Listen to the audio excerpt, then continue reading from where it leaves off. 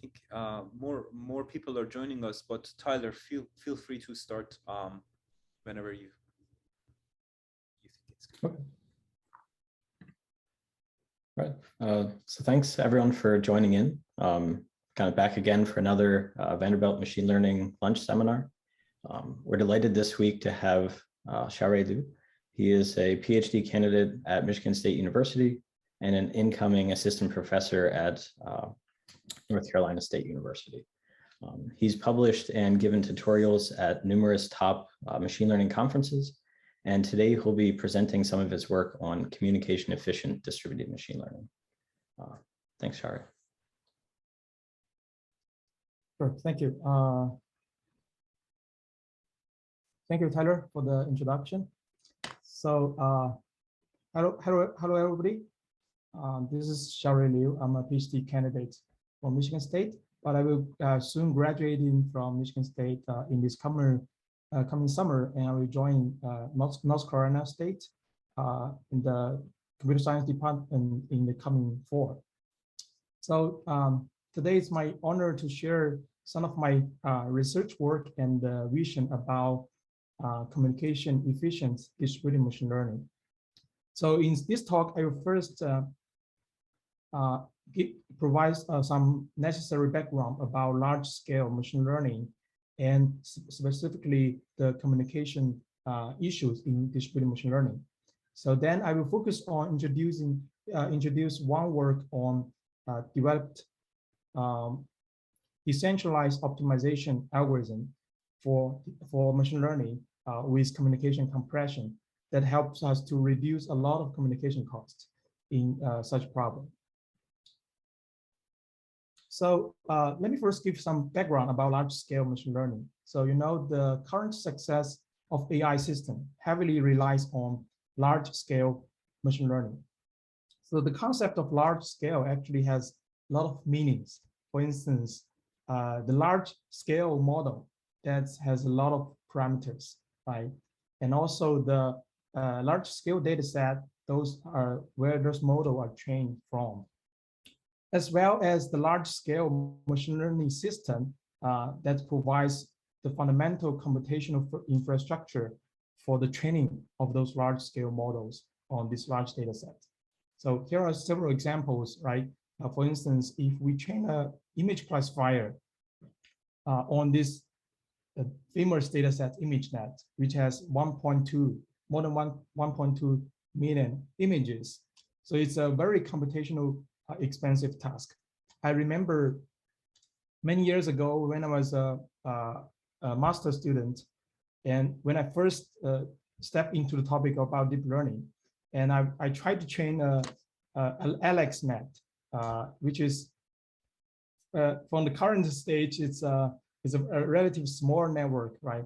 But at that time, when I tried to train AlexNet on this ImageNet data set, so I only have one GPU, so it took me 1 week to finish the training for this single model.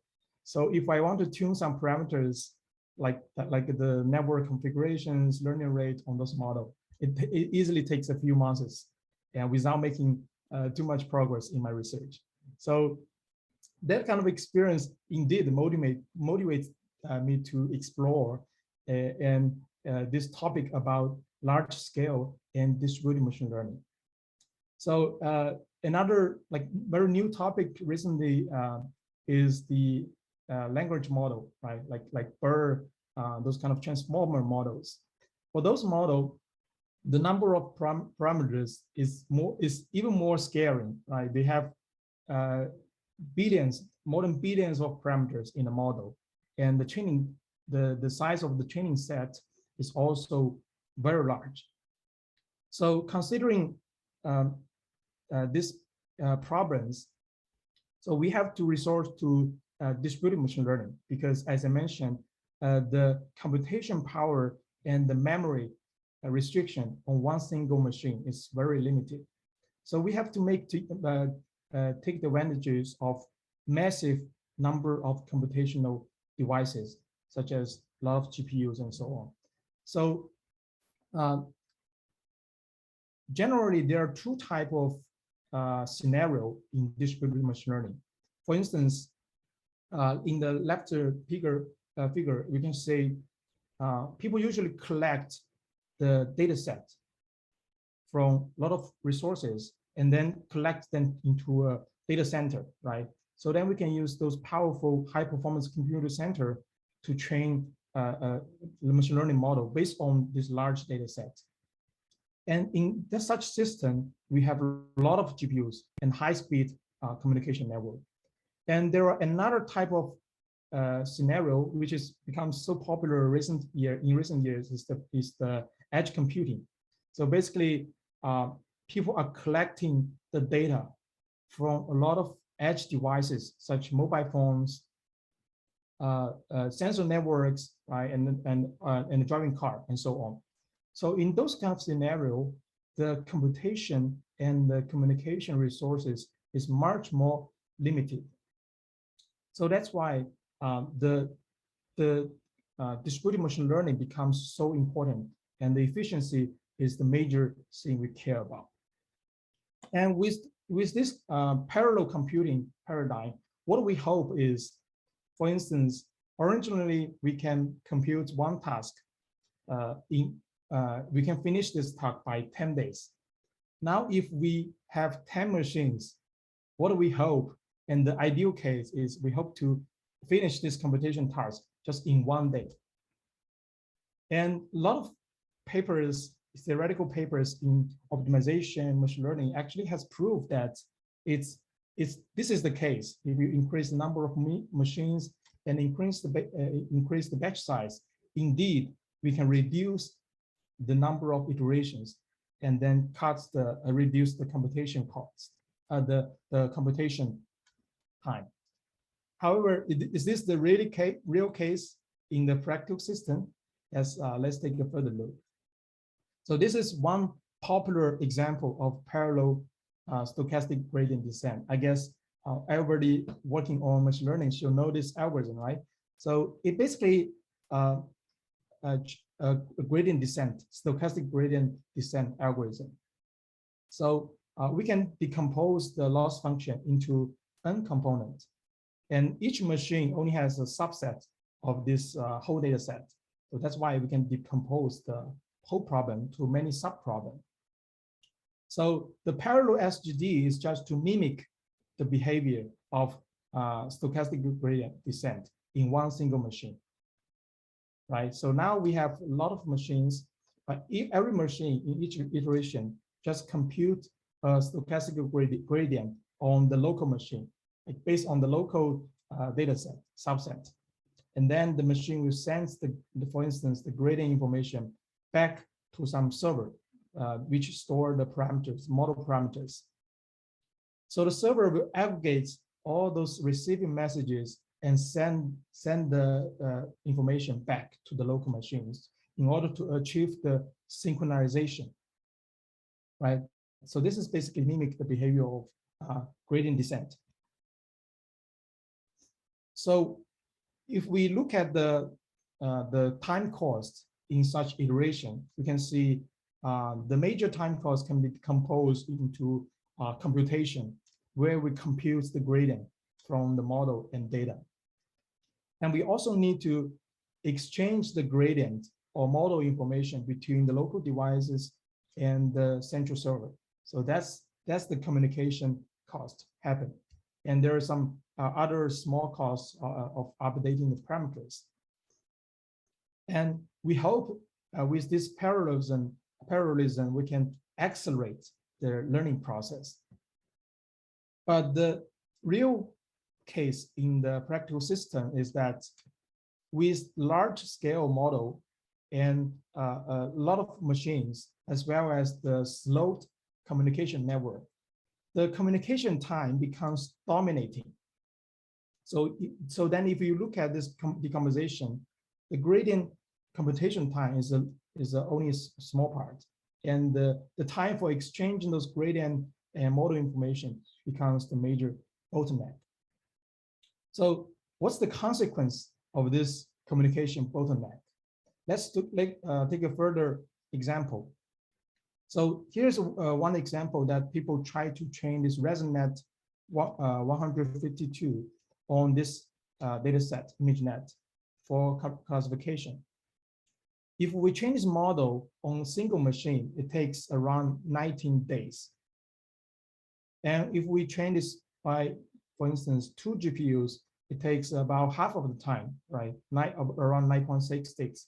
And if we further increase number of machines, you can see the computation time indeed decrease half by half, right? So if we only look at those computation time, we indeed achieve linear speed up, right? Because we reduce the computation time. However, there is some big factor that cannot be ignored, is the communication cost, represented by this red block, right? With 2 machines, the communication time is relatively small compared to the computation time. But if we increase the number of machines, the communication time becomes longer and longer, right? And the consequence is that when we increase to, for instance, 16 machines, we need 2.4 days. That's actually already far away from the linear, the ideal linear speed up. And more interesting is, if we further increase the number of machines, the training time even increase to like 2.5 days and 3.1 days. And if we further increase the number of machines, we do not get a reduction of the training time. So that is very interesting, because it tells us if we increase the scale of the distributed machine learning system, we might not benefit from using more computational resources and power consumption. So that's why it motivates us to further think about this communication bottleneck. So if we take a look at this communication time, it actually depends on the communication latency, basically, and as well as the model size and the network bandwidth. So if we train a large model, right, then it has a lot of parameters, and the gradient, the size of the gradient is exactly the same as the model size. So no matter we transmitted the model information or gradient information between the devices and the server, it takes a long time if the model size is large. And if the bandwidth is more limited, such as in a lot of the edge computing cases, the communication time becomes even dominating. Another factor that impacts the communication time is the number of machines or devices. So for instance, in this parallel SGD case, every devices need to communicate with the central server in order to exchange information, right? So if we have thousands of devices, what will happen? The server will be extremely busy. So that's why the server becomes the communication bottleneck. So that's why there's a growing interest in the topic of communication efficient distributed machine learning. So specifically, there are 2 popular trends. One is the communication compression, that people try to propose algorithm that can compress the message before transmitting to other machines, so that we can reduce the model size and reduce the communication time.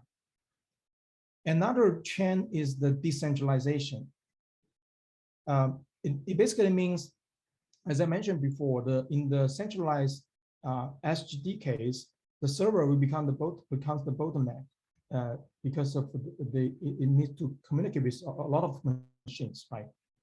But in the topic of decentralized communication, we try to develop machine learning algorithm or optimization algorithm to support a general network topology, such as a ring topology or any network topology.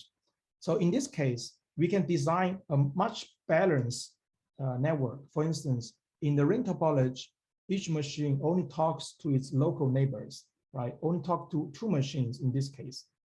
And even if we further increase the number of machines by a lot, every machine still needs to only talk with the local neighbors, only 2 neighbors. So then the communication task is very balanced in this case, and there is no communication bottleneck from the server. So there are also efforts trying to do the communication compression for this decentralized algorithm. And in addition to these 2 topics, there are other popular techniques such as directed communication that requires only the single direction communication. And another popular topic over the last 10 years or 20 years is the asynchronous update, where the server does not need to wait until all the machines synchronize their information. And there are also popular topics such as periodic communication and device sampling that's being proposed in the concept of that federative learning. So the basic idea is we don't need to update or synchronize information between machines in each single iteration. We can do multiple local updates and then synchronize the information just once. So this is the concept of periodic communication. And device sampling is about when I do the synchronization, I only do subsampling on the devices, such that in each iteration, only a subset of the devices participant in this learning process. So due to the time limits in this talk, I will focus on this topic of decentralized optimization with communication compression. So specifically, I will talk about this algorithm lead, which is the first linear convergent decentralized algorithm with communication compression. So in addition to the benefits of decentralization, that's reduce the communication bottleneck from which is proportional to the number of total machines to the degree of the node has the maximum degree of this network. So in addition to this, the message compression in this proposed algorithm can reduce around 95% of the communication bits for free. For free, I mean, it does not sacrifice the convergence of the learning algorithm. So you must be curious about what is compression, right? Let me give you several examples. So the compression will help us to reduce the number of bits being transmitted between the machines. So what does the compression looks like? So the first example is the Sparsification. So the top K Sparsification basically means given a vector. So this vector can be either like a gradient information or the model information. Given this vector, we can select top K elements according to their magnitude, right? For instance, in this case, we select minus 0.3 and 0.3. And we set all other elements to be 0. So when we communicate this message after this Sparsification, we only need to communicate this top K element as well as their index, right? So random K Sparsification is even more simpler. It just randomly select K elements regardless of the magnitude. So there's another popular way of compression is quantization. This is actually very similar to the converter between the analog signal and the digital signal if you're familiar with signal processing. The basic idea is like this. Given a vector, right, again, the model or the gradient information, we can rescale this vector such that each element located between the region within a region of 0 and 1. For instance, we can compute some norm of this gradient and divide this gradient by this norm. So we can achieve this rescaling. And then we can divide this region between 0 and 1 to several intervals, right? For instance, if we use 2 bits, we can divide it into like 3 intervals. And then we can assign each element an index, like 0, 1, 2, 3, according to the location after this rescaling. For instance, this element 0.22 locates here, right? So that we can either assign 0 or 1 as the index of this element. So in this way, we can compress the information from the 32-bit flow point representation to, for instance, only 2 bits for each single element. So generally speaking, this compression operator can encode this message with much fewer bits. However, such compression is not for free, because as you can see, if we compress those information, we lose the accuracy, right? For instance, a lot of this compression operator has this property, C-contracted compression. Basically, we can measure the distance between the information before compression and after compression, QX. And we can bound this error, compression error, by some constant C times the compression error. So then, if we are using more bits to represent this message, we can have a smaller C.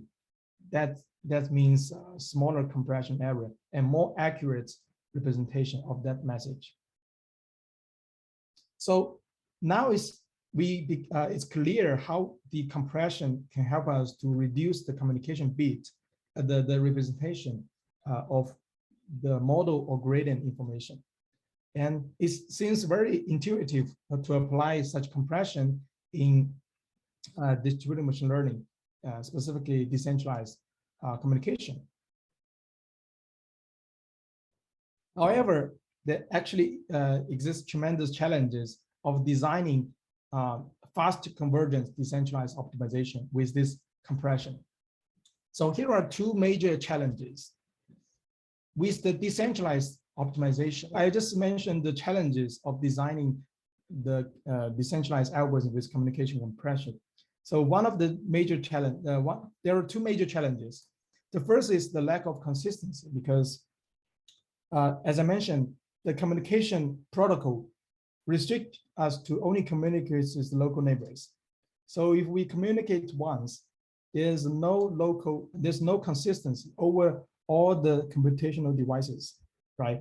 The reason is the local model will move to conflicted directions because their local data set is not exactly the same.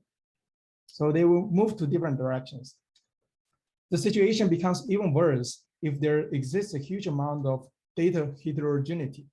For instance, the loss function from one machine is significantly different from another one. So in this case, 2 machines will move to totally different directions without a synchronization between them. So it's hard to resolve this conflict. And another challenge is this compression error. So with the compression, there exists compression error, right? So this compression error will make the situation even worse. So so you cannot even receive the accurate information from your neighbor. You can just get a very rough approximation. So in this case, the algorithm might not even converge. And the final concern is that even we can make sure this algorithm converge, how can we make sure that the compression does not slow down the convergence? As I mentioned, the compression is to reduce the cost, the time cost in each single iteration, right? But if we develop some algorithm that, although it saves the cost in each single iteration, but at the cost of increasing the total number of iterations, then we are losing the benefit of communication efficiency, right?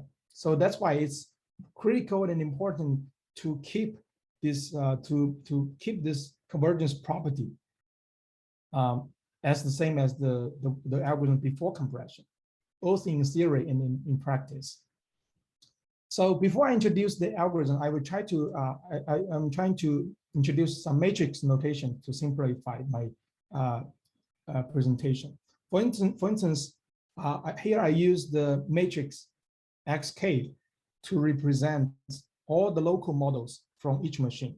Each row in this matrix represents the model parameters from one single machine. And the same, in the same way, we define the local gradient also in a matrix form. Right? Each row of this matrix represents the gradient information computes based on the local loss function as well as the local model parameters. So we also define the adjacent matrix A to encode this communication network. Essentially, the non-zero element in this matrix, for instance, like 1 over 3, represents a communication link between two machines. If this is positive, there's a link between two machines such that they can communicate information. We also normalize this matrix in the following way. And we use this simple matrix modification, xk plus 1 equals axk, to represent this communication process. This is basically a weighted sum from the local neighbors. Right? For instance, with this modification, the first node, we just collect the information from the second node and the fifth node, and then take a weighted sum. So this is the communication and aggregation over this network system. So first, let me give you a big picture about the algorithm we developed, lead. So there are three key points here. So the first one is this line. Because I represent all the notations in a matrix way, right? So this xk plus 1 equals xt minus the step size times the gradient matrix just says each node just do the local gradient descent based on the local data. And there's an additional variable here, dk plus 1, that's try to correct the direction of each single machine. So you cannot just go with your local data. We also need to consider the information from the neighbors. So that's why this variable is to correct the direction, to mitigate conflict between the local machines. And in order to obtain this correction variable, we require the communication from the local, from the neighbors. And in order to reduce the communication cost, in this procedure, we propose this difference compression to reduce the compression error. And in addition to that, even there exists compression error, we also design this error compensation to remove the effect of compression. So I guess you must be confused about the design, but I will try to make this algorithm design clear in just a few minutes. As I mentioned, in decentralized optimization or communication, there's no global consistency, right? So we then think about whether we can enforce this consistency through a constraint. For instance, here here I include this constraint that is the square root of identical matrix minus adjacency matrix times the model parameters x equals 0. So this constraint is equivalent to say that every the model parameters in every single machine is exactly the same. For instance, x1 equals x2 until xn. So these two are equivalent. So in centralized optimization, we don't have such constraint because after the communication process, this constraint is automatically satisfied. However, in decentralized case, we have to implicitly enforce such constraints through this way. So then with this, according to the duality theory in optimization, we can convert this constraint problem to the equivalent minimax problem with this multiplier S. So here I define the Laplacian matrix in this way. And then to solve this minimax problem, So we then can have a saddle point solution for the problem that's not only minimize this loss function, but also achieve global consistency, right? So we choose to propose an iterative solution to solve this minimax problem. For instance, in the minimization process, we propose a two-step gradient descent algorithm on this variable x. So we can have the following two steps. And in the maximization process, we apply one-step gradient descent on this multiplier s. So we can have this formulation. So then this is construct the one iteration of the whole algorithm. There are three steps. The reason we propose this two-step gradient descent is because you can see the gradient computation in this step can actually be reused in the next outer iteration in the first step. So in order to show you how we share this computation, so in this way, we can get a more accurate solution in this minimization problem. However, we only need one gradient computation. So if we can switch the order of these three steps and make a simple variable substitution, we can have the main structure of our algorithm. Now you can see here, right? We only have one gradient computation in each single iteration. And there's only one communication step here, A times YK. So the YK is the variable being communicated. In addition, it naturally tells us why this variable D can correct direction and solve the model inconsistency and the data heterogeneity problem, because this D helps us to achieve consistency. So because to update this direction correction variable, we need this communication on this variable YK, right? So we then think about, we just compress this variable YK before it's being transmitted, right? However, it's not straightforward to design such algorithm. We need to carefully control the impact of the compression error if we compress this message before communication. That's the key point of our algorithm. So the first technique we developed for this compression procedure is the difference compression. So I guess everybody remember one important property I introduced at the beginning about the compression operator. So essentially the compression error depends on some constant, right? As well as the norm of the data or vector being compressed. So for this constant C, it depends on how many bits we choose, right? But for this YK the vector being compressed, we actually can select this variable in a smart way.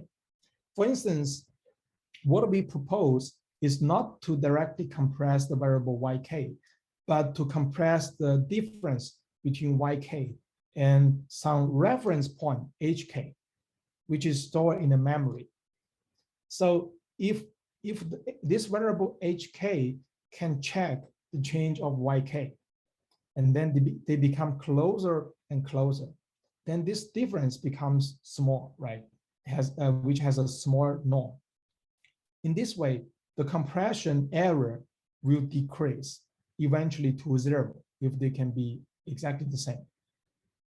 So after receiving this message QK being compressed, we can add this reference point back, right? Add the HK plus QK. Then we can recover an approximate version of the original variable YK, which is the YK hat. Although there exists a compression error, but this error will decrease. The reason is we update this variable HK as the exponentially decayed average of YK hat.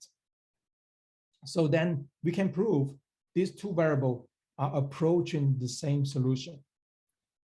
So this is how we reduce the compression error through such technique. However, during this process, before we totally eliminates the compression error.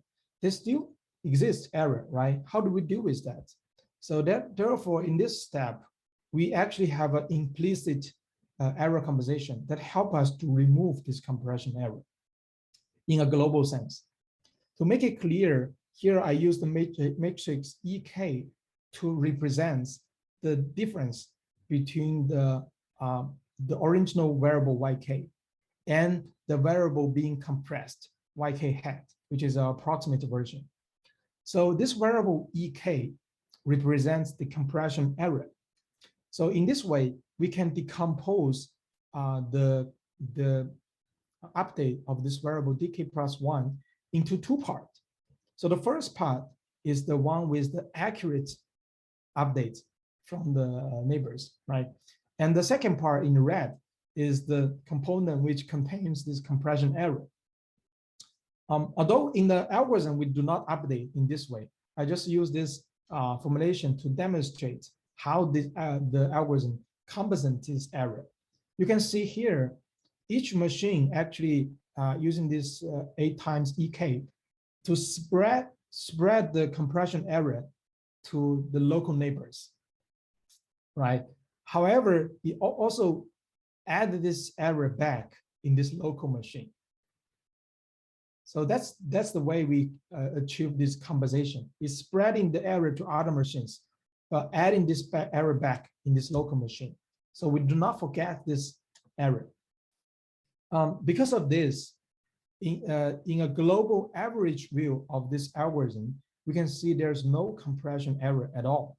You can see this on the average sense, the xk plus 1 bar is just doing a gradient descent. Okay, so because of this innovative design, algorithm design, we are able to prove a very beautiful theory about the convergence property of this algorithm.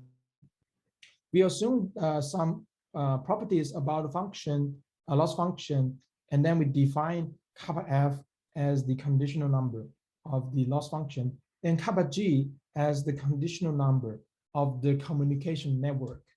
It's defined on the Laplacian matrix of the network. And we can prove that this algorithm converges to the epsilon accurate solution with the following iteration complexity. It's proportional to the log of 1 over epsilon. That means it can converge exponentially fast to the optimal solution. And of course, because of the compression, this complexity has a dependency on the compression constant C, right? As I mentioned, if we are using more bits, the constant C will be smaller. The interesting fact about this theory is that the theory holds for any precision C, which means we can choose arbitrarily aggressive compression, even for like 1 bit. And more interesting is that if this compression is upper bounded by some constant, the iteration complexity is nothing related to the compression anymore. In other words, if there's a limited C, compression constant C, or the reasonable compression, we can have much better communication efficiency for free. That means the compression does not hurt the convergence of the algorithm at all. So that's really the exciting part about this algorithm. So after this, let me try to show you how this algorithm can work in practice. For instance, this is a very simple application of linear regression. Here, the y-axis shows the distance of the local models to the optimal solution x hat. And the x-axis is the number of iterations or the epochs. We can see that the proposed algorithm lead, although it compressed the message into just 2-bit representation, it still converge as fast as one of the state-of-art algorithm needs without any compression, and it's outperform all the existing decentralized algorithm with compression. So that's verified our theory that with compression, limited compression, it does not hurt the convergence of the algorithm. And the convergence rate is much faster than existing works. On the right-hand side, you can see the x-axis is the number of bits being transmitted between the machines. So because the proposed algorithm can support very aggressive compression, such as 2 bits, without sacrificing the number of iterations, we can see the model converge much faster to the optimal solution in terms of number of bits being transmitted compared with all the existing approaches. And it's also very robust to the hyperparameter setting for this proposed algorithm. In addition, we also show that the algorithm indeed converge to some consistent model from for all the local machines. So the consensus error measures how different are those local models from each other. We can see indeed reduced to almost 0. That means we achieve this consensus. In addition, we also verify this algorithm indeed reduce the compression error until 0 after we run this algorithm for a while. So we also did experiments on the deep learning case. So the left-hand figure shows the homogeneous case where we can shuffle the data between the local machines, such that the local machine almost have the same data distribution and they move to the same direction. So in such scenario, actually a lot of existing approach converge very well. However, if we do not allow shuffling of the data set between the local machines, that is the heterogeneous case where the local loss function is different from another one. So in this case, all the existing algorithm with compression does not even converge. And the proposed algorithm still converge very reliably to the optimal solution here. Okay, so that's why this proposed algorithm supports this heterogeneous data as claimed in our motivation. So with this frameworks, it is actually very easy to extend to some more complex problems, such as stochastic composite problem, where we have this additional regularization. We just add a proximal step in this algorithm, and then we can prove this still achieved linear convergence rate that is exponentially converged to the optimal solution. And we also consider other stochastic settings where we use the variance reduction to further improve the convergence rate in such setting. And here are some theoretical results, and if you're interested, you can refer to our paper.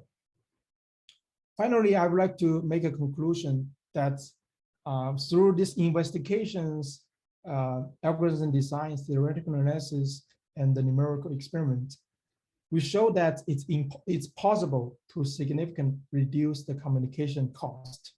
For instance, reducing the number of bits being transmitted without sacrificing the convergence rate of the algorithm. And you're welcome to check the following reference for more details. So finally, I would like to share about some of my research topics, such as, again, optimization, distributed computing, and especially the algorithm and system co-design for more efficient large-scale machine learning.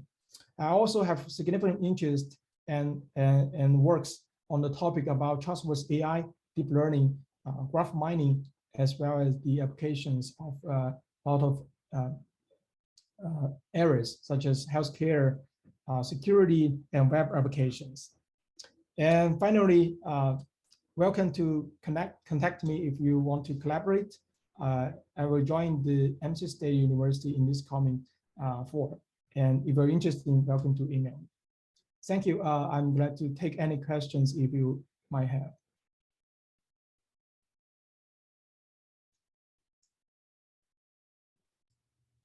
Thanks.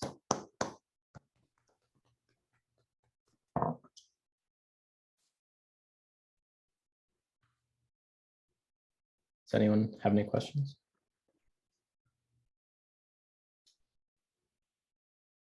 So if nobody else has, I start with one question, right? So this is really interesting, especially the case of the heterogeneous data is specifically very interesting to me. So am I understanding this correctly that if one of your nodes even has adversarial data, right? It has data that is designed to minimize the performance of your system, right? So then your algorithm somehow can handle that, or is it too much to ask from your from this algorithm? I don't think this algorithm can handle that. So basically, this heterogeneous data just is trying to find an optimal solution for this optimization problem. So if the defined optimization problem has some problem, right? For instance, the data is attacked, no matter in a poison way or the evasion attack way. So I don't think this can help in those cases. So then a follow-up question on that, Yeah. right? I think if there is a chance of defending like against such attacks, it's going to be in a distributed learning setting, right? Like where like one of the nodes, you just need to figure out that this node is like the gradient information that you're getting here is opposing everybody else's gradient information. So what are your thoughts on that? Like, I'm just curious to hear that. Yes, so definitely for I think there exists a group of researchers working on such topic of the security in distributed machine learning, such as the Byzantine attack, where there is an attackers trying to destroy the total performance, right? I think there are specific ideas. The one of the important thing is they do not directly aggregate the model parameters from the local neighbors. There are some techniques, for instance, using the median estimation to exclude some abnormal gradient information from the local servers. So beyond that, I also think large-scale machine learning or distributed machine learning becomes even more important in adversarial machine learning, because the computational requirements for adversarial machine learning is much more than just normal training. As you might see, for instance, for those adversarial training, right, you'll find some perturbation in the data. And so basically trying to find the secure the local neighbor of the adversarial samples, of the normal samples. But to find those local regions in each radiation before you do the gradient descent update, you need to find those adversarial samples. That requires 10 times more computation power. So in those cases, I think distributed machine learning is even more important to accelerate the adversarial machine learning process. Yeah, thank you. Awesome thought. Thank you. Yeah, but this work does not touch upon too much about adversarial machine learning yet. To follow up on that, you'd mentioned like the one, I guess, somewhat naive method or something is using the median to try to get away from this adversarial attack. So in these experiments, was this the ring topology, or is this a different type of topology? You mean for those attacks? For these method? Experiments, like on for this one. Okay. For this one, yeah. So actually, this algorithm is designed for general topology. The only requirement about the network is it's connected. So because if it's not connected, like you have two components, and there's no interaction between those two components at all, then it will not. We cannot find a solution for this total problem. We find two different models depending on this component. So the only requirement here is the network is connected, and it's designed for general topology.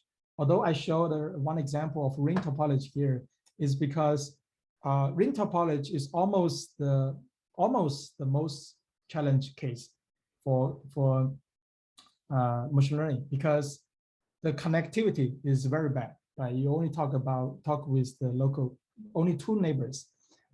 So we try to use this challenge case to show that it's still promising to achieve this communication reduction in this challenge case. But of course, in the real world scenario, we definitely can design much better the network system with much better connectivity, such as you add a lot of links in a long range, right, to increase the connectivity. Actually, in our theory, we precisely describe the impact on the convergence property, from the network topology. Here, so kappa G is basically the conditional number of the network defined on the Laplacian matrix. So if this is a fully connected network, so this kappa G will be just 1. Mm-hmm. So then we can see from the complexity there, it's actually fully recover the convergence property of centralized machine learning, where we don't care about this topology, right? But if we have a sparsely connected network, this number, the condition number, will increase. And there are extensive literature to study how to design better networks with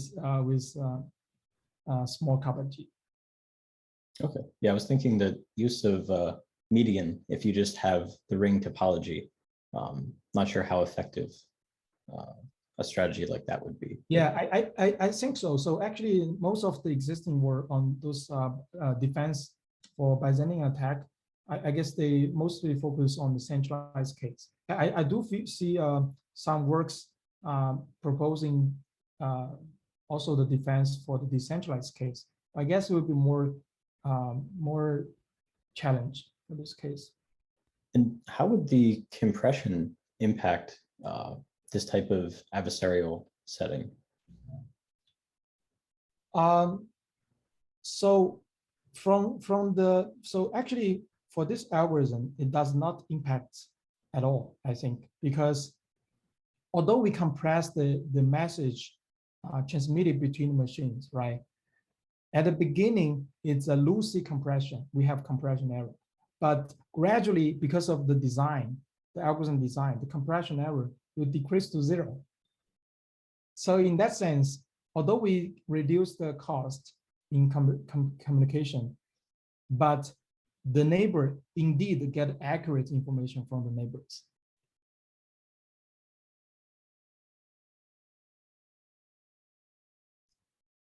So that's why I think this actually do not influence the adversarial impact on the model. So actually compression error could be beneficial in defending against adversarial attacks, right? But then the question is whether the attacker knows that we are doing compression or not. Because if the attacker knows that we are doing compression, they may design their attack in a way that actually the attacked information is going to propagate in the compressed region, right? Like, but yeah, I mean, like another question that I had regarding this was, are you assuming that the communication between the nodes is synchronous? So, like, and what will happen if you have asynchronous communication among the? That's a great question. So yes, in this algorithm, so when I talk about this matrix representation, right, A times xk, we actually have assumed this asynchronous update. So every model receives the message from neighbor and then waits until the next iteration. So this indeed is the synchronized case. And it's a very interesting future work to explore whether we can design an asynchronous version for such algorithm.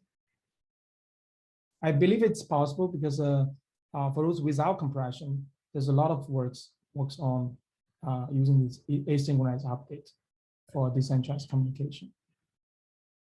Right, but presumably if we go in the asynchronous regime, the communications at each given point of time is going to be very sparse, right? Your graph, you don't have a fixed graph, right? Like this graph is changing dynamically during the time because different agents are communicating with different nodes potentially, right? In an asynchronous case. Yes, yes. So I think in the asynchronous case, the analysis is a little bit different. So for instance, they can compute expectation of the communication graph and so on.